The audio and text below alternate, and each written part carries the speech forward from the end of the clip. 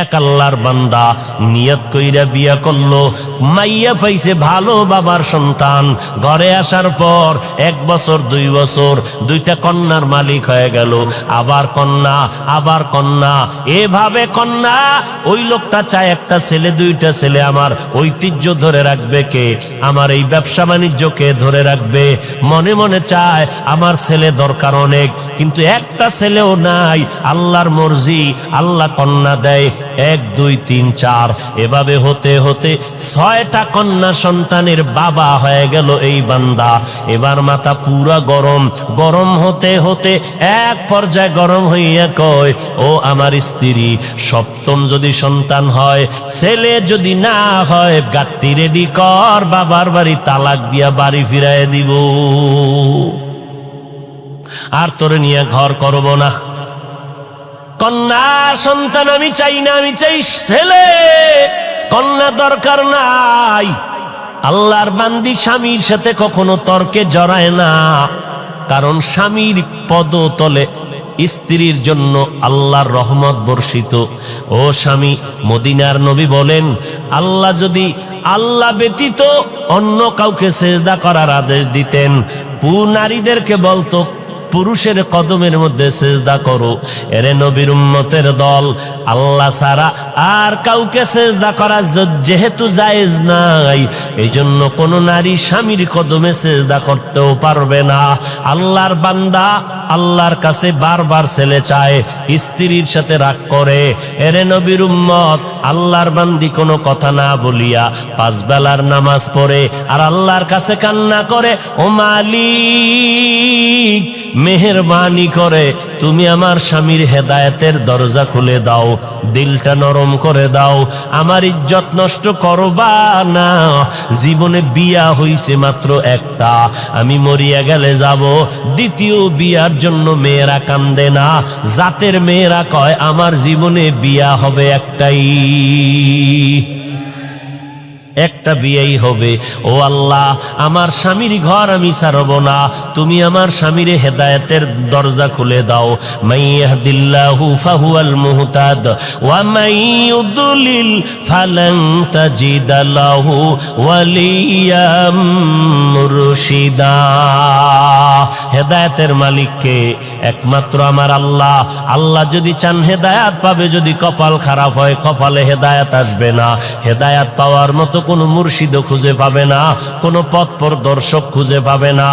এরে নবীর উম্মতের দল, ছেলে দান করেন আমার আল্লাহ, মেয়ে দান করেন আমার আল্লাহ, দোনোটাই দেন আমার আল্লাহ, কোনোটাই দেন না তাও ক্ষমতা কার। লিল্লাহি মুলকুস সামাওয়াতি ওয়াল আরদ ইয়াহাবু লিমান ইয়াশাউ ইনাসা ওয়া ইয়াহাবু লিমান ইয়াশাউ যুকুর আও ইউযাওয়িজুহুম যুকরানা ওয়া ইনাসা ওয়া ইয়াজআলু মান ইয়াশাউ আকিমা ইন্নাহু আলীমুন কাদির।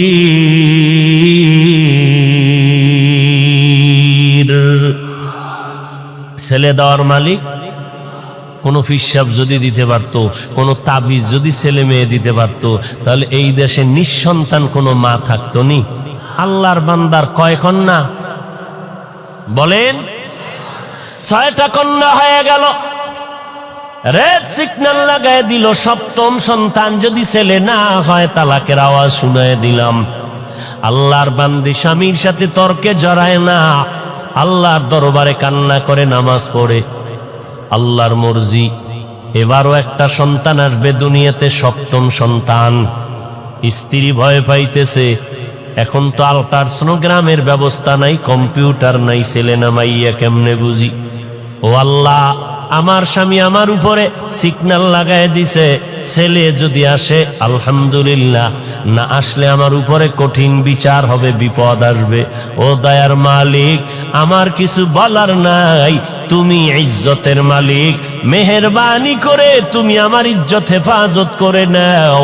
আল্লাহ বলেন, যেই বান্দা আমাকে ভুলে না, আমি আল্লাহ তাকে ভুলতে পারি না। আমরাও আল্লাহরে ভুলে গেছি, আল্লাহ আমাদের উপরে বিপদ চাপায় দিছে। এরপরও যে চেহারাটা ঠিক আছে, অন্যায় করার পরে একমাত্র মদিনাওয়ালা নবীর উম্মত হওয়ার কারণে। এরে নবীর আশিক উম্মতের দল, আল্লাহর বান্দি রাতের বেলা কান্নার আওয়াজ, প্রতিদিন কান্না করে আল্লাহর দরবারে চোখের পানি কবুল হয়ে গেল। ওই সন্তানটা দুনিয়াতে আসার খুব নিকটে সময় যখন ঘনিয়ে গেল, ওই আল্লাহর বান্দা একদিন রাতের বেলা মরণের ঘুম দিছে, এমন হুঁশ নাই। আল্লাহর কুদরতের চাবি ঘুরায় দিলেন। আল্লাহর বান্দি যেহেতু কান্না করছে হেদায়েতের, আল্লাহ হেদায়েতের দরজায় বান্দাকে ডাকতেছে। রাতের বেলা ওই বান্দা ঘুমের ভেতরে স্বপ্নে দেখতেছে কিয়ামতের ময়দান হাজির, কিয়ামতের মাঠ কায়েম হয়ে গেছে। মাঠের মধ্যে মানুষ উলঙ্গ দৌড়ায়, মাথার উপরে সূর্যের গরম, সূর্যের গরমে জমিনটা তামা হয়ে গেছে, দাঁড়ানোর কোনো উপায় নাই। জাহান্নামীরা জাহান্নামের দিকে যাইতেছে। আল্লাহর বান্দা ঘুমের ঘরে স্বপ্ন দেইখা ভয়ে কান্নায় বিভোর হয়ে গেল। কান্না করে বাঁচাও বাঁচাও বাঁচাও, কান্না করে করে করে করে এক পর্যায়ে তার যখন ফয়সালা হয়ে গেল, জাহান্নামে যাও, তুমি জান্নাতের কোনো আমল করতে পারো নাই, আমার হাতের মধ্যে জাহান্নামের হ্যান্ডকাপ লাগাইয়া জাহান্নামের ফেরেশতারা যখন জাহান্নামের দিকে রওয়ানা, আমার চোখে পানি আর কান্নার আওয়াজ, জাহান্নামের দিকে রওয়ানা। যখন আমাকে হ্যান্ডকাপ লাগাইয়া জাহান্নামের ফেরেশতারা জাহান্নামের প্রথম দরওয়াজায় দাঁড়ায় গেল, ভেতরে আগুনের মধ্যে ফেলবে। আমি জান্নাত জাহান্নামের প্রথম দরজা খোলার পরে দেখি আমার জীবনের প্রথম কন্যা জাহান্নামের দরজায় দাঁড়াইয়া হাত এভাবে দিয়ে কয়, ফেরেশতারা খবরদার আমার বাবারে জাহান্নামে নিতে দিব না, কারণ আমার বাবা আমাদের লালন পালন করতে কষ্ট কম করে নাই, আমার বাবারে জাহান্নামে নিবি না, আমাকে জাহান্নামে দাও, বাবারে জাহান্নামে নিতে দিব না। আল্লাহর বান্দা বলে, মেয়েটার কান্নার কারণে ফেরেশতারা দ্বিতীয় জাহান্নামের দরজায় চলে গেল। জাহান্নামের দ্বিতীয় দরজায় যাওয়ার পর ওখানের দরজা যখন খোলা হলো, ওখানেও তাকাইয়া দেখি আগুন, আমাকে জাহান্নামের আগুনে ফেলবে। হঠাৎ করে নজর করে দেখলাম আমার দ্বিতীয় কন্যা সন্তানটা জাহান্নামের দ্বিতীয় দরজায় দাঁড়াইয়া হাউমাউ করে কান্না করে আর বলে, খবরদার আমার বাবারে জাহান্নামে নিতে দিব না, আমাকে জাহান্নামে নিয়ে যাও। আল্লাহর বান্দা বলে, ওখানেও দিতে পারলো না। তৃতীয় দরজায় যখন গেল, ওখানে গিয়েও দেখি আমার 3 নাম্বার কন্যাটা কান্না করে, বাবারে জাহান্নামে ঢুকতে দিব না, কারণ আমার বাবা কত কষ্ট করেছেন আমাদের জন্য, কত রাত্র ঘুমাইতে পারেন নাই, খানা খাইতে পারেন নাই, কত ঈদের দিন গেছে ভালো পোশাক দিতে পারেন নাই, এরপর আমার বাবা কষ্ট করি আমাদেরকে হাসি ফুটাইতেন, আমার বাবারে কষ্ট দেওয়া সম্ভব না, আমাকে জাহান্নামে দাও, আমার বাবারে দিতে দিব না। আল্লাহর বান্দা বলে, এরপরে চতুর্থ দরজায় গেল, ওখানেও দেখি আমার চতুর্থ মেয়েটা দাঁড়ানো, ওখান থেকে ফিরাইয়া পঞ্চম দরওয়াজায় গেল, ওখানেও দেখি আমার পঞ্চম সন্তান দাঁড়ানো। ষষ্ঠ দরওয়াজায় যখন নেওয়া হয়, ওখানে দেখি আমার ষষ্ঠ মেয়েটা দাঁড়ানো, মেয়েটা কান্না করে, আমার বাবারে জাহান্নামে নিতে দিব না। আমিও কাঁদতেছি, আমার কন্যা কাঁদতেছে, এই খবরগুলো হইতেছে আমার ঘুমের ভেতরে, কান্নার ভেতরে চোখের কোঠায় পানি, এমন অবস্থায় আমার ঘুম ভেঙ্গে গেল। আমি দেখতেছি সজাগ হইয়া অন্ধকার ঘর, আমার গাল বেয়ে বেয়ে চোখের পানিগুলো পড়তেছে। এবার আমি ডানে বামে তালাশ করলাম আমার বিবি, আমার বিবিরে আমি বিছানায় দেখতেছি না, আমার কান্না বন্ধ নাই, আমার শরীরটা কাঁপতেছে, ভয় কি দেখেছি দুনিয়ার গরম সহ্য করতে পারি না, জাহান্নামের আগুন কেমনে সহ্য করব? আর আমার কান্না বন্ধ হয় না। আমি কাঁপতে কাঁপতে আমার বিবিরে তালাশ করতেছি, আমার বিবিরে পাইলাম না, বিছানায় কই গেল দেখি না। নজর করে গভীর রাত, অন্ধকার ঘর খুঁজে খুঁজে দেখলাম ঘরের একটা পার্শ্বে ভেতরে নির্বিল জায়গা, নির্জন। ওই জায়গার ভিতর আমি হাইটা গিয়ে দেখি গুনগুন কান্নার আওয়াজ আসতেছে। কে এখানে কাঁদে? কান লাগায় দেখি আমার বিবির কান্নার আওয়াজ। আমি কান লাগায় দেখি আমার বিবি চোখের পানি ছেড়ে মোনাজাত দিয়া কান্না করে, আল্লাহ তুমি আমার স্বামীরে হেদায়াত দাও, তুমি ইজ্জতের উপরে আমার যেন কোনো আক্রমণ না আসে। আল্লাহর বান্দা বলে, বিবির কান্না দেখার পর আমি সহ্য করতে পারি না, বিবির হাত ধরে বলি, আর কাঁদিও না রে বিবি, আর কান্না করিও না, আমি তোমাকে বহু কষ্ট দিয়েছি রে বিবি, মাফ করে দাও। আমি বুঝতে পারি নাই। আল্লাহর কাছে দোয়া করি আমার আর একটাও যেন কন্যা হয়, কারণ আমার 7টা কন্যা যদি হয় 7টা জাহান্নামের দরজা থেকে আমি বেঁচে যাব। ও বিবি, আমাকে মাফ করে দাও, আমি আর তোমারে কোনো খারাপ কথা বলবো না। এরে এলাকার মুসলমান, পর্দার আড়ালের মা বোনেরা, ও বৃদ্ধ বাবাজি, আল্লাহর কাছে এমন সন্তানের জন্য দোয়া করা দরকার। আল্লাহ সন্তান যদি দাও, নেককার সন্তান দিও, এমন সন্তান যেন না পাই যেই সন্তানের কারণে মা বাবার ইজ্জত নষ্ট হবে, মা বাবা সমাজে মুখ দেখাইতে পারবে না। ও আল্লাহ, তুমি কন্যা দাও আলহামদুলিল্লাহ, তুমি ছেলে দিল আলহামদুলিল্লাহ, তবে আদর্শওয়ালা নেক আমলওয়ালা ভালো সন্তান তুমি দিও। যেই সন্তান কন্ট্রোলে আসবে না ওই সন্তান আমরা চাই না। উস্তুনে হান্নানা আজ হাজরে রসুল নালামি জাদ হামচু আর বাবুল। গাছের জন্য আমার নবী রহমত, মাছের জন্য রহমত, রুহের জগতে আমার নবী রহমত। আল্লাহ সব আত্মাগুলো জমা করে বললেন, আলাস্তু বিরব্বিকুম, আমি কি তোমাদের রব না? সর্বপ্রথম আপনার আমার নবীর আত্মা জবাব দিল, বালা, হ্যাঁ আপনি আমাদের রব। আমার নবীর জবাবের পর সব মুমিনের আত্মা জবাব দিল, আপনি আমাদের রব। বেঈমানের আত্মাগুলো জবাব দিল, আপনি আমাদের রব। দুনিয়ার জমিনে আমার নবী রহমত। আজ আমরা নবীর উম্মত হইয়া কত ধন্য। অন্য নবীর উম্মতের হায়াত অনেক বেশি, অনেক সওয়াব কামাই করেছেন। আল্লাহ বলেন, ও নবী, আপনার উম্মতের হায়াত কম, তবে এই কম হায়াতে আমি আল্লাহ বরকত দিব অনেক বেশি।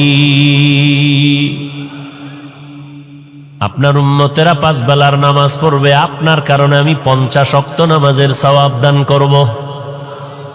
আরো আস্তে করে বলেন, আপনার উম্মতেরা জমিনের যে কোনো জায়গায় সিজদা করবে, আমি কবুল করে নিব। আপনার উম্মতেরা যে কোনো দ্বীনি মজলিসে বসবে, আমি আল্লাহ সাথে সাথে সবার গুনাহগুলো মাফ করে দিব।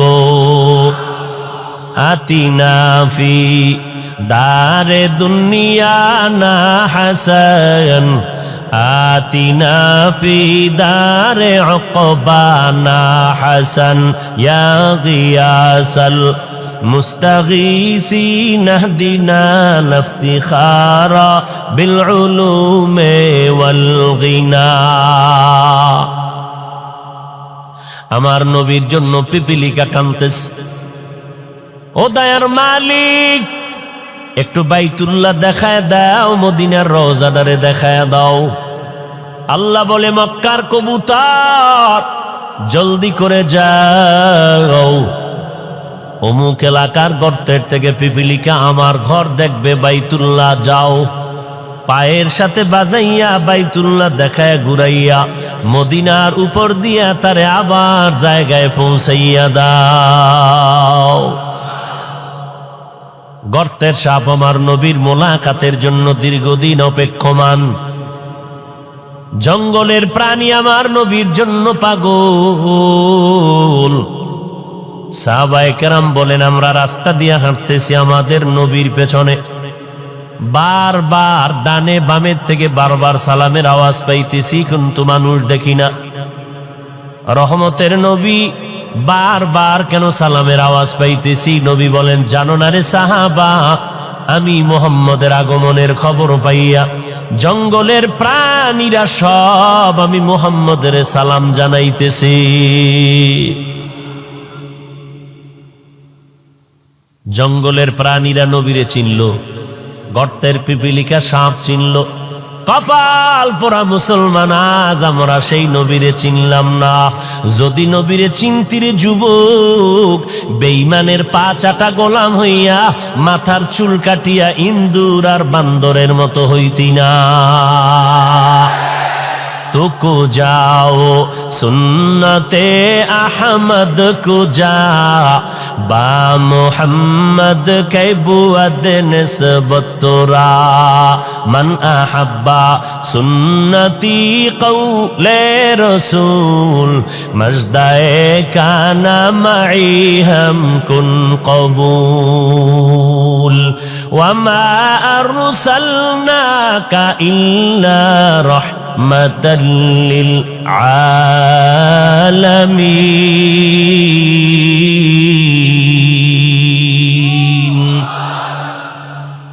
আমার নবী জগৎ সমূহের জন্য রহমত, বেঈমানের জন্য নবী রহমত, মুমিনের জন্য আমার নবী রহমত। পুরুষের জন্য যেমন রহমত, নারীদের জন্য আমার নবী রহমত।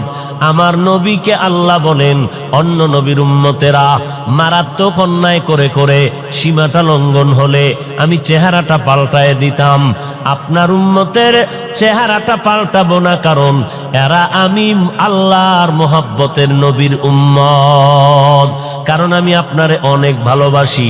বলে কেমন?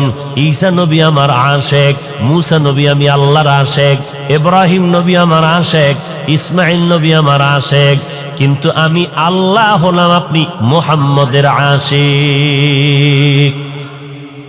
আমার আল্লাহ আমার নবীর আশেক। আমার নবী রাস্তা দিয়ে হাঁটেন, মেঘের খণ্ড ছায়া দেয়, সূর্যের গরম যেন নবীর শরীরে কষ্ট না দেয়। আমার নবীর ঘাম থেকে আম্মা জান আয়েশা বলেন মিশকের ঘ্রাণ পাওয়া যায়। আমরা নবীর ঘামগুলো বোতলের মধ্যে ভরে ভরে রেখে দিতাম, বড় বড় অনুষ্ঠানে আমরা নবীর সে ঘাম আতর হিসেবে ব্যবহার করতাম। মায়ার নবী যেখানে কদম দিতেন ওই জায়গা থেকে দীর্ঘদিন মিশকের ঘ্রাণ পাওয়া যাইত।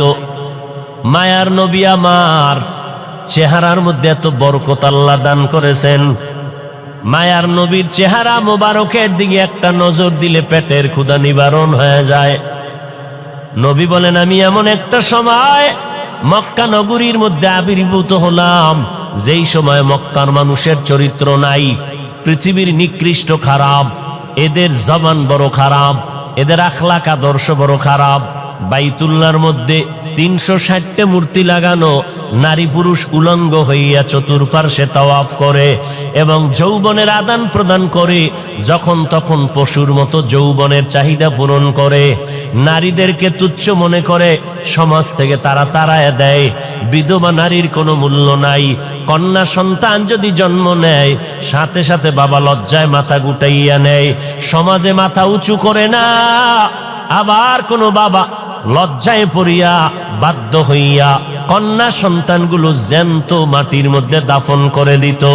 আমি নবী রহমতের বাতাস নিয়ে যখন মক্কা নগরীতে আগমন করলাম, আসা মাত্র পরিবর্তন মক্কার জমিনে শুরু হয়ে গেল। মা আমেনা বলেন, মুহাম্মদ যেদিন আমার গর্ভ থেকে জমিনের মধ্যে পদার্পণ করলো, আমি একটা বড় নূরের আলো দেখতে পেলাম। ওই আলোটায় শুধু আমার ঘর আলোকিত হয় নাই, বসরা এলাকা, বিশাল বড় রাজার রাজপ্রাসাদের এলাকা, বহুদূর ওই আলো দিয়ে দেখলাম বসরা পর্যন্ত রাজপ্রাসাদগুলো সে আলোতে দেখা যায়। আর আমার নবী বলেন, আমি যেদিন দুনিয়াতে আসছি, আমি এসে সেজদার হালাতে মাওলা পাকের শুকর আদায় করছি। আমি আল্লাহর শুকর আদায় করে সেজদারত অবস্থায় যখন আসলাম, বাইতুল্লাহর ৩৬০টা মূর্তিও সেজদায় পড়ে গেল। আমি নবী যখন দুনিয়াতে আসছি রহমতের বাতাস নিয়ে, ওই পারস্যের মধ্যে প্রজ্বলিত 1000 বছরের আগুনটা ঠাস করে নিভে গেল। আমি মুহাম্মদ মায়ের গর্ভ থেকে এমন এক সময় জমিনের মধ্যে পদার্পণ করেছি, আমি নবী জমিনের মধ্যে আসা মাত্র ওই আগুন পর্যন্ত নিভে গেল। এরে নবীর উম্মতের দল, আমি নবী আসা মাত্র আমার আম্মা জান আমেনা বলতেছেন, আরে মহিলারা বাচ্চা গর্ভে নিলে কত কান্না, কত ব্যথা, কত কষ্ট। আম্মা জান বলে, আমি কোনো কষ্ট পাই নাই। আল্লাহর নবী বলেন, আমি খতনাকৃত অবস্থায় জমিনের মধ্যে পদার্পণ করেছি। ও নবীর উম্মতের দল, আমার নবী রহমত হইয়া আসলেন। মক্কার মানুষগুলো যেমন একে অপরের সুন্দর দেখতে পারে না, চরিত্রের কোনো ভালাই নাই, আমি মুহাম্মদ আমার আদর্শ দিয়া 13 বছরে মক্কা নগরীর মানুষগুলো স্বর্ণের মানুষ বানায় দিলাম। এমন স্বর্ণের মানুষ আল্লাহ তাআলা ওহী নাজিল করে বললেন, ও পয়গম্বর, অমুক অমুক অমুক সাহাবার আল্লাহ দুনিয়াতে থাকা অবস্থায় জান্নাতের সার্টিফিকেট দিয়ে দিলাম। আপনারা পাইছেন নি জান্নাতের সার্টিফিকেট? বুঝা শুনে বলেন তো, ঘুমের ঘরেও পান নাই? কথা বলেন না কেন ভাই? পান নাই?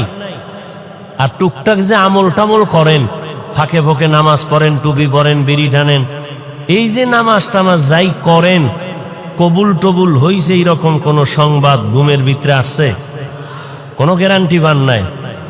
তা আমল কবুল হওয়ার গ্যারান্টি নাই, এতেই যদি এত মাস্তানি ভাব নিয়ে চলেন, কবুলের খবর পাইলে কি করতেন?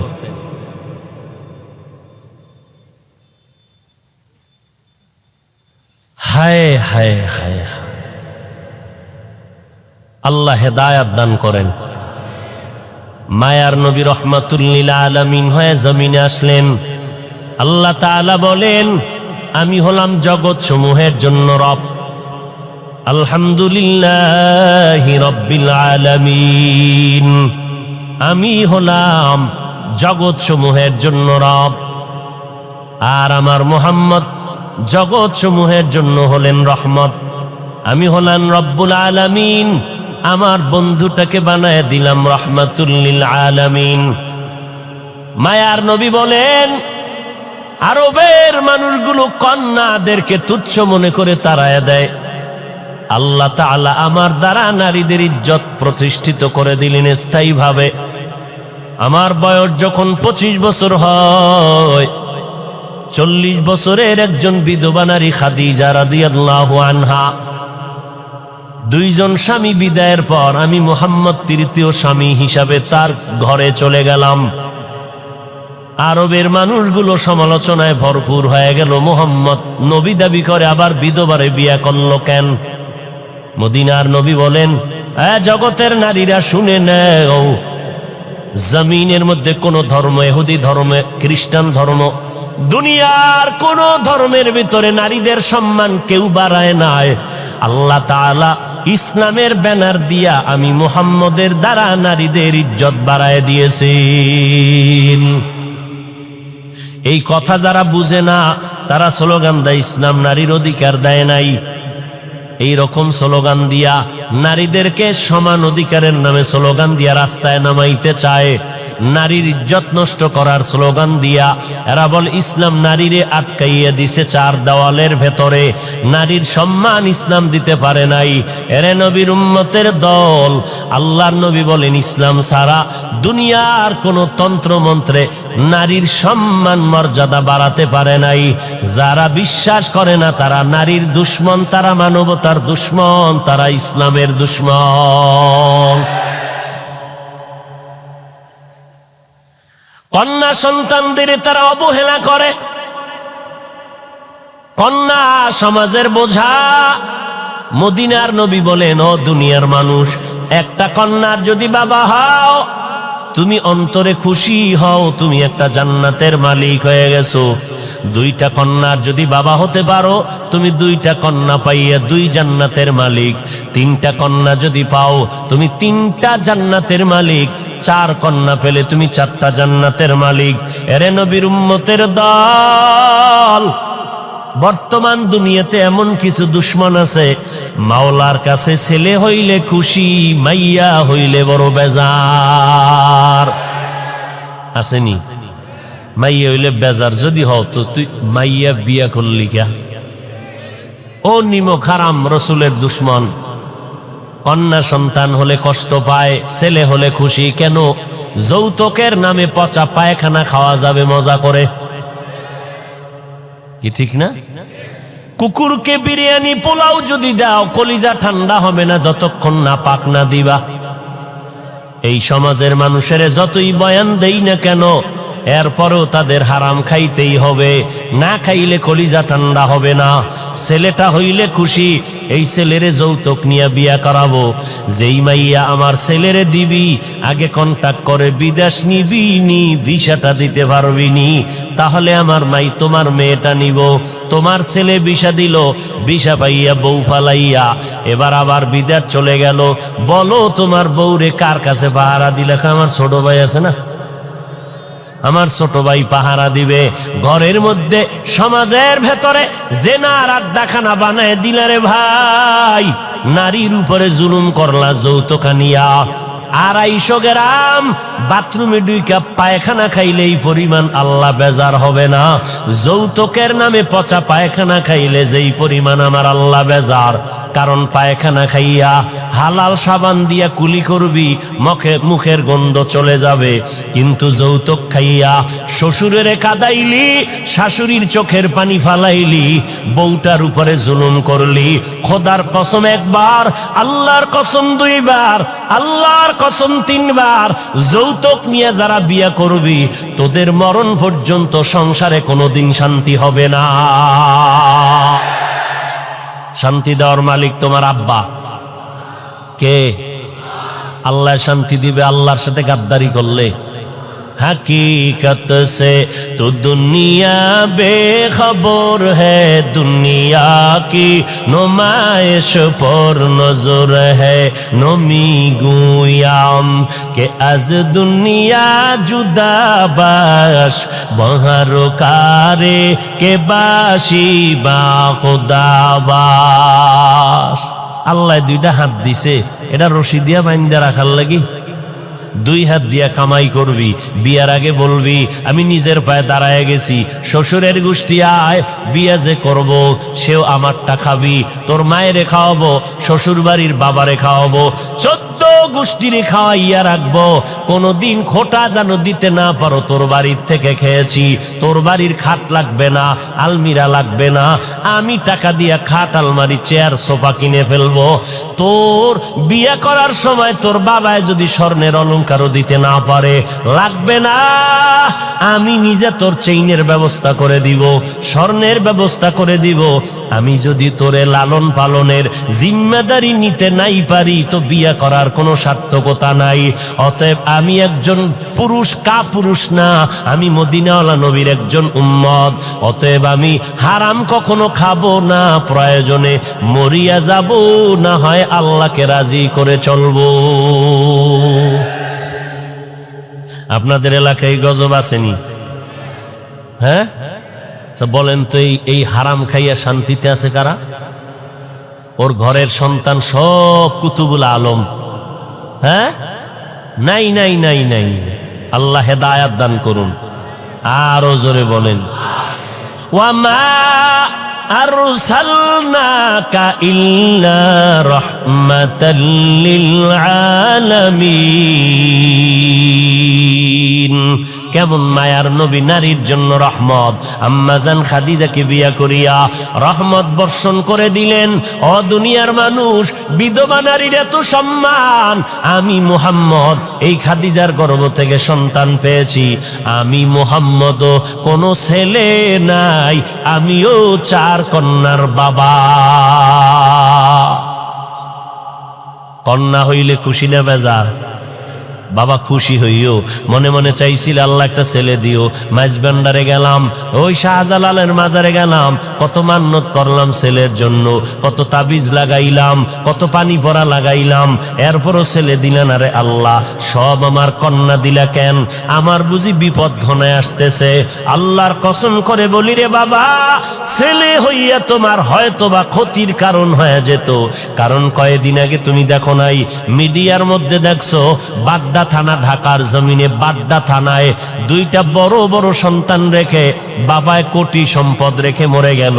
ওই সন্তানেরা বাবার লাশটা ফালাইয়া বাবার সম্পদ ভাগ বটোয়ারা নিয়ে ঝগড়ায় লিপ্ত হয়ে গেল।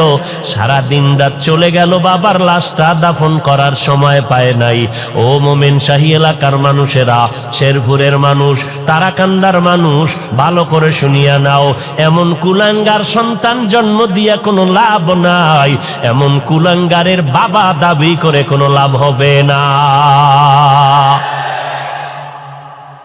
যেই সন্তানের দ্বারা তোমার ইজ্জত থাকবে না, ওই সন্তান দিয়ে লাভ কি? জেলখানায় যাবা? এরে যুবক, আল্লাহর কাছে শক্তি আছে, শক্তিটারে গনিমত মনে কর। কোনদিন এই 2 হাত দিয়া কোনো মানুষের থেকে ভিক্ষা নিব না, নিজে কামাই করব, কোনদিন কারো থেকে ভিক্ষা নিব না। শ্বশুর বাড়ির তো পরের কথা, আল্লাহর দেওয়া হালাল রিজিক নিয়ে জীবন চালাবো। 2 হাত দিয়ে কষ্ট করে ঘাম দিয়ে কামাই করব, অল্প খেয়ে থাকবো, বরকত হবে। দুনিয়াতেও বাদশার হালাতে স্বাধীনভাবে চলবো। পরকাল জীবনে আমি হাসতে হাসতে আল্লাহর জান্নাতে চলে যাব। এরে নবীর আশিক, তোমার ছেলে না হইয়া যদি দেখো আল্লাহ কন্যা সন্তান দান করেছেন, আল্লাহর মর্জি, আল্লাহর উপরে সেজদা করে শুকর আদায় করো রে বাবা। ছেলের দ্বারা যে উপকার না হইতো, আমার মাওলা তোমার কন্যার দ্বারা তার থেকে বেশি উপকার করবে। এই বাবারা, তোমাকে লাজ লজ্জা কবে হবে জানি না, একটু চিন্তা করিও। আজকে তোমার ঘরে একটা মেয়ে, 5টা ছেলে, বাবার জন্য কলিজা দিয়া মোহাব্বত কে করে বলেন তো? জোরে বলো। তুমি অসুস্থ হয়ে গেছো, মেয়েটা বেকার হয়ে গেছে, কান্নার আওয়াজ, খানা খায় না, বাবা আমার অসুস্থ। ছেলেরা খবর নেওয়ার টাইম নাই, কয়েকদিন ডাক্তারের পেছনে দৌড়াইয়া এবার গোপনে গোপনে ইমাম সাহেবের সাথে পরামর্শ করে, হুজুর হাদিয়া বাড়ায় দিব, জালালি খতম বড়। বাবারে নেওয়া যায় না, এত টাইম নেই হসপিটালে দৌড়ানোর, এমন একটা খতম পরে দেও যেন বাবায় তাড়াতাড়ি কবরের বাসিন্দা হয়ে যায়। আর মেয়েটা কলিজা ফাটাইয়া কান্না করে, মালিক আমার বাবারে সুস্থ করে দাও। মায়েরে দইরা কান্দে, ভাইদেরকে টেলিফোন করে, ভাই আমার বাবার একটু ডাক্তার কেন দেখাও না, আমার বাবার কান্না সহ্য করতে পারি না, আমার বাবার জন্য কলিজাটা সিরিয়া যায়। এরে নবীর উম্মতের দল, আল্লাহর বান্দা একটা ভালো ঘরের মাইয়া বিয়ে করছে, কিন্তু নিজের অন্তরটা ভালো না। আল্লাহ পাক অনেকের নিয়ামত দেয়, কিন্তু মানুষ ধরিয়া রাখতে পারে না। অনেক কপাল পোড়ার কপালে ভালো ভালো মাইয়া আইসা পড়ে, ভালো বাবার কন্যা, নামাজ ছাড়ে না, স্বামীর খেদমত করে, কিন্তু কপাল পোড়া ওই বউ ধইরা রাখতে পারে না। ও চায় দুনিয়ার গুনাহ নিয়ে চলবে, কিন্তু নেককার নারী পাইয়াও বান্দা খুশি হইতে পারে না, ওর কপাল থেকে নারী চলে যায়। ও এলাকার মুসলমান, এই জন্য মদিনার নবী বয়ান করে বললেন, ও কে কিয়ামত পর্যন্ত উম্মতের দলেরা তোমাদের যদি সন্তান হয় 7 বছর যখন হবে নামাজের দাওয়াত দাও, নামাজের বয়ান তালিম দিয়া নামাজের মুসাল্লায় দাঁড় করায়া দাও, আস্তে আস্তে বুঝাও। কারণ ছোট থেকে যদি লাইনে না নাও তাহলে বড় হলে আর পারবা না। 7 বছরে তালিম দাও, দাওয়াত দাও। যখন সন্তানের বয়স 10 বছরে চলে যাবে তখন তুমি শাসন করিয়া লাগলেও নামাজের মুসাল্লায় দাঁড় করাও। ও আল্লাহর বান্দারা, এই জন্য অনেক বাবারা রিক্সা চালাইয়া খায়, সন্তানটারে 5, 6, 7 বছরে মাদ্রাসায় দিয়ে দিছে। হুজুরেরা কষ্ট করিয়া ছাত্রটারে লেখাপড়া শিখায়, কোরআন পড়ায়, হেফজখানায় পড়ায়। এখন যদি কোনো মাওলানা কোনো আলেম বলে হেফজখানায় সন্তান দিলে প্রতিবন্ধী হয়ে যাবে, এই সন্তান দিয়া লাভ নাই। বুঝে নাও ওই আলেমের অন্তর বড় খারাপ। এরে নবীর উম্মতের দল, হেফজখানার সন্তান, আমাদের মাদ্রাসা নুরানি মক্তবের সন্তানেরা ছোটবেলার থেকে আদব শিক্ষার্থী, নুরানি মাদ্রাসায় পড়লাম, পাগড়ি বান্দার অভ্যাস ছোটবেলার থেকে করছি বিদায় এখনো পাগড়ি বান্দি। ওই সময় তাহাজ্জুদের অভ্যাস ওস্তাদেরা গড়ায় দিছেন, এখনো তাহাজ্জুদ পড়ি। কারণ ছোট থেকে যদি গড়িয়া না আসতাম এখন আর গড়ার কোনো সময় হতো না। এই জন্য অনেক বাবাদের দেখবেন হুজুরদের কাছে কান্না করে দোয়া চায়, হুজুর একটু দোয়া করেন, ছেলেটারে আর কন্ট্রোলে রাখতে পারি না। বয়স কত বলে 15 বছর, 18 বছর, 20 বছর, সন্তানটারে কন্ট্রোল করতে পারি না। মোবাইল নিয়ে দৌড়ায় যায়, পকেটের থেকে টাকা নেয়, নামাজ রোজার ভালাই নাই, মায়ের সাথে খারাপ আচরণ, বাবার সাথে খারাপ আচরণ, এলাকার মুরব্বীদের সাথে খারাপ আচরণ করে। হুজুর এখন কি করি? মদিনার নবী কয় কি করলে হবে না, কোনো তাবিজ লাগাইলে হবে না। মদিনার নবী 1500 বছর আগে যেই তাবিজ লাগায় দিলেন ওই তাবিজ ব্যবহার করো। 7 বছরে দাওয়াত দাও, 10 বছরে শাসন করা লাগলে করো। তারপরেও সন্তানের ছাড়িয়া দিও না, সময় হারাইয়া গেলে কানলেও কোনো লাভ হবে না। এরে নবীর উম্মতের দল, আমরা মাদ্রাসায় পড়েছি। ও যুবক, মনে মনে ভাবতেছো আজকে হুজুরদের কথা মতো যদি চলি, নবীর তরিকায় চলি, স্বাধীনতা থাকবে না, লেখাপড়ার স্বাধীনতা থাকবে না। ও নবীর আশেকের দল, আজকে আমিও যদি তোমার মতো চিন্তা করিয়া প্যান্ট শার্ট টাই লাগাইয়া রাস্তায় চলতাম, কেউ আমারে বাধা দিত না। টুপিটা মাথায় দিলে মাথা গরম লাগে, কম বুঝি না, এরপরও কেন টুপি ফালাই না? দাড়িটা লম্বা করার কারণে যৌবনের ভাব চলে যায়, এরপরও কেন দাড়ি ফালাই না? লম্বা জামা পরার কারণে শরীর গরম লাগে, তারপরও কেন ফালাই না? কওমি মাদ্রাসায় লেখাপড়া করেছি, যেখানে পড়লে কোনো চাকুরি নাই, এরপরও কেন ওই রাস্তা ছাড়ি না? তাবলিগের পথ কেন ছাড়ি না? দেওবন্দীদের পথটা কেন ছাড়ি না? এরে নবীর উম্মতের দল, চিন্তা ভাবনা করে দেখলাম আল্লাহর কোরআন সত্য, নবীর কথা সত্য। আরো দেখলাম কি জানো, নবীর তরিকা মতো চলতে গেলে যারা কয় স্বাধীনতা থাকে না, আমরা দেখলাম আমাদের স্বাধীনতা তো নষ্ট হয় নাই। নবীর তরিকা ছাড়া যারা, এরাও যেমন 3 বেলা খায়, আমরা নবীর তরিকাওয়ালারাও তো 3 বেলা খাই, আরো ভালো খাই, বেশি খাই। নবীর তরিকা যারা বাদ দিল, এরাও যেমন ব্যবসা চাকরি করে, আমরাও তো ব্যবসা চাকরি করার সুযোগ আছে। ও আল্লাহর বান্দা, যারা স্কুল কলেজে পড়তেছি, এরাও লেখাপড়ার স্বাধীনতা নিয়া, আমরাও তো স্বাধীনভাবে চলি। ওই যারা নবীর তরিকা মানে না, দেশ বিদেশ সফর করি, তো আমাদের তো সম্মানও কমে নাই, স্বাধীনতাও নষ্ট হয় নাই।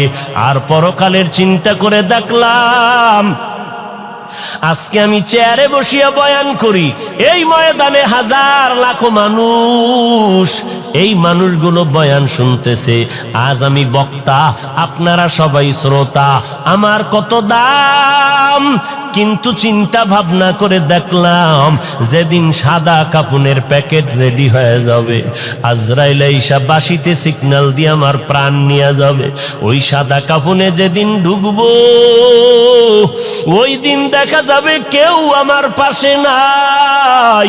আমার আত্মীয়, আমার রক্তের লোকেরা আমার গেঞ্জিটারে বেলেট দিয়ে কেটে রেখে দিবে।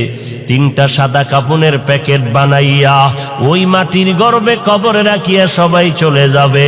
ওখানে আমার এত ভক্তবৃন্দ কেউ যাবে না, ওই কবরে কেউ আমার সঙ্গে থাকবে না, ওই কবরে একটা বাতিও কেউ দিবে না, টেলিফোনের ব্যবস্থাও হবে না। ওই কবরে যাওয়ার পরে মদিনার নবী বলেন, তুমি পীর নাকি মুরিদ, তুমি ধনী না গরিব, আলেম না মূর্খ, ফেরেশতারা জানতে চাইবে না।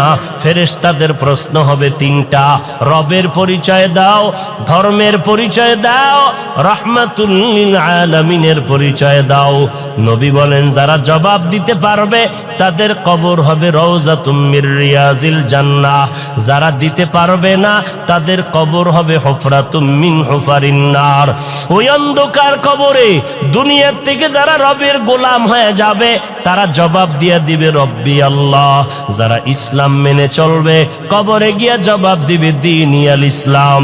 যারা নবীর সুন্নতের আমল করে যাবে, নবীকে দেখা মাত্র চিনে ফেলবে, সাথে সাথে আমার আল্লাহ গাইবী আওয়াজ দিয়া বলবেন, ফেরেশতা 3.5 হাত কবর বড় একটা বালাখানা বানাও, জান্নাতের সাথে রাস্তা খুলে দাও, আমার বান্দা এখন জান্নাতের বিছানার মধ্যে আরামে ঘুমাবে। নবী বলেন, যারা রবের পরিচয়ের জবাব দিতে পারবে না, ধর্মের ব্যাপারে জবাব দিতে পারবে না, নবীর সুন্নতের আমল করে না, এত জবাব দিতে পারবে না। নবী বলেন, আল্লাহর ফেরেশতা যখন প্রশ্ন করবে তখন গুনাহগার বেনামাজিরা বলবে, হা হা লা আদরি, আমি কিছুই জানি না, কিছুই জানি না। আল্লাহর নবী বলেন, সাথে সাথে আমার আল্লাহ ডাইরেক্ট আওয়াজ দিয়া বলবেন, কবরের ফেরেশতা এই নাফরমানের আর সময় দিও না, আমি দুনিয়াতে কম সুযোগ দেই নাই, আমার দেওয়া পানি, বাতাস, সূর্যের আলো, চাঁদের আলো, নদীর মাছ, গাছের ফল, জমিনের ফসল খাইয়া এত বড় গাদ্দার আর নিমক হারাম একবারও আলহামদুলিল্লাহ বলে নাই। ওলামায়ে কেরামগণ পায়ে হাত ধরে ধরে নামাজের দাওয়াত দিত, একবেলার নামাজও পড়ে নাই। এখন আর দেরি না করে কবরের মধ্যে জাহান্নামের বিছানাটা দিয়া দাও, জাহান্নামের সাথে রাস্তা বানায় দাও। 1টা না 2টা না, কবরে 99টা সাপ।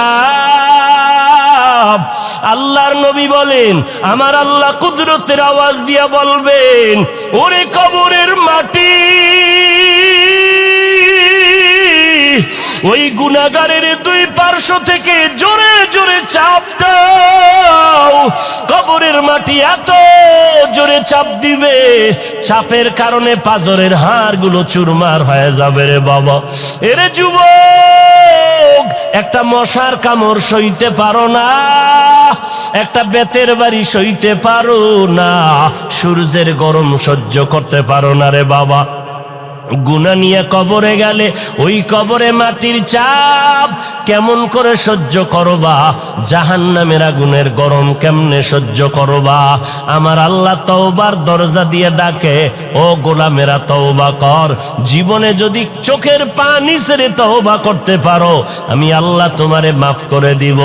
এ যুবক ভাইয়েরা, আমার পর্দার আড়ালের মা বোনেরা, বৃদ্ধ বাবাজিরা, আমার মাওলাকে মনে মনে ডাকিয়া বলো, হে মালিক, এই ময়দানে আমার মতো গুনাহগার কেউ নাই। গুনার কারণে আমার হাত না পাক, আমার চোখ না পাক, আমার জিহ্বা না পাক, আমার অন্তর না পাক। আমার গুনার খবর আমার মা বাবা, ভাই বোন, পরিবারের কেউ জানে না। জানলে কেউ আমারে সম্মানের নজরে দেখতো না। ও মালিক, আপনি গুনার খবর জানার পর রাগ করিয়া পানিও বন্ধ করেন নাই, বাতাস বন্ধ করেন নাই, খানাও বন্ধ করেন নাই। ও আল্লাহ, আজকে তওবার নিয়ত করেছি, জীবনে কত নামাজ বাদ দিলাম। ও যুবকেরা, তোমার আমার মতো যুবক স্কুল কলেজে পড়ে, র্যাব, আর্মি, পুলিশ, বিডিআরের চাকরি করে, নামাজ ছাড়ে না, ড্রাইভারি করে, কৃষিকাজ করে, নামাজ ছাড়ে না। বলো তুমি কেন নামাজ পড়তে পারবা না? আল্লাহর কাছে তৌফিক চাও। ও আল্লাহ, আজকে থেকে তওবার নিয়ত করলাম, নামাজ বাদ দিব না, মা বাবার দোয়া নিয়ে চলবো, কষ্ট দিব না, ওলামায়ে কেরামের বিরোধিতা করে গুনাহগার হব না, আহলে হক ওলামাদের পরামর্শ নিয়ে চলবো, দেশ ও জাতির বিরুদ্ধে কোনো ষড়যন্ত্রে লিপ্ত হব না। ও দয়ার মাওলা, তুমি আমার তওবা কবুল করে নাও, তওবার উপরে চলার তৌফিক দান করো। তুমি যদি তৌফিক না দাও, আমি সঠিকভাবে টিকে থাকতে পারবো না, শয়তানের ধোঁকায় আমি পিছলে পড়ে যাব। ও আল্লাহ, খাঁটি অন্তরে তওবা করতেছি, আর নামাজ ছাড়বো না, দাড়ি কাটবো না, বেপরদায় চলবো না। ও যুবকেরা, আমার মাওলার কাছে তওবার নিয়ত করে ফেলো, দুনিয়াতে চিরদিন থাকা যাবে না। ওই অন্ধকার কবরে আমার নবীর কথা যদি সত্য মনে করো, গুনাহমুক্ত হইয়া কবরে যাও, আর আল্লাহর কাছে তওবার নিয়ত করে ফেলো। রিজিকের মালিক আল্লাহ, ইজ্জতের মালিক আল্লাহ, হায়াতের মালিক আমার আল্লাহ। আর কোনদিন গায়রুল্লাহর গোলামি করব না, আল্লাহর গোলামি, নবীর তরিকায় চলবো। তওবা করার যদি নিয়ত হয়, খাঁটি নিয়তে দুটো হাত আমার আল্লাহকে দেখাইয়া দাও।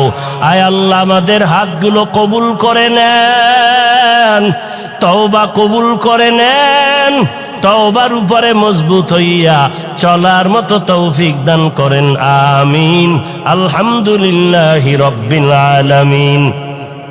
والصلاة والسلام على سيد الأنبياء والمرسلين وعلى آله وأصحابه أجمعين يا أرحم الراحمين يا أرحم الراحمين يا أرحم الراحمين رب ارحمهما কামা রব্বায়ানি সগীরা। ও দয়ার মালিক, গুনার বোঝা মাথায় নিয়ে হাত তুললাম। ও দয়ার আল্লাহ, কত মুরব্বী হাজী সাহেব, কত ব্যবসায়ী, চাকরিজীবী, ওলামায়ে কেরাম, যুবক ছাত্র ভাইরা, পর্দার আড়ালের মা বোনেরা হাত তুলেছেন। ও দয়ার মালিক, মেহেরবানি করে আমাদের জীবনের গুনাহগুলো মাফ করে দেন আল্লাহ। মাহফিল কবুল করে নেন, আয়োজনকারী সহযোগিতাকারীদের কবুল করে নেন। আয় আল্লাহ, আমার এই ময়দানে যারা ব্যবসায়ী, চাকরিজীবী, সবার কামাই রুজিতে বরকত বাড়ায় দেন। আয় আল্লাহ, আমার কলিজার যুবকদের দিনদার বানায় দেন, মা বোনদের আবেদা পর্দানিশী বানায় দেন, সন্তানগুলো নেককার বানায় দেন।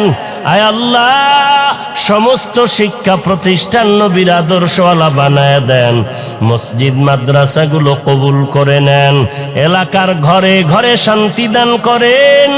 আয় আল্লাহ, সুন্নতওয়ালা জিন্দেগি দান করেন, নবীজির রওজা বাইতুল্লাহ জিয়ারতের তৌফিক দান করেন। আয় আল্লাহ, দিলের নেক আশা পূরণ করে দেন। আয় আল্লাহ, সারা দুনিয়াবাসীকে মাফ করেন, বাংলাদেশ শান্তির দেশ বানায় দেন। আয় আল্লাহ, প্রশাসনিকভাবে যারা কাজ করে দিনদার বানায় দেন। আয় আল্লাহ, সরকার বাহাদুর থেকে সকল জনপ্রতিনিধিদেরকে দিনের খাদেম বানায় দেন। আয় আল্লাহ, রিয়া হাসাদ কিবির দূর করে আমাদেরকে ইখলাস দান করেন। আয় আল্লাহ, নবীজির রওজা বাইতুল্লাহ জিয়ারত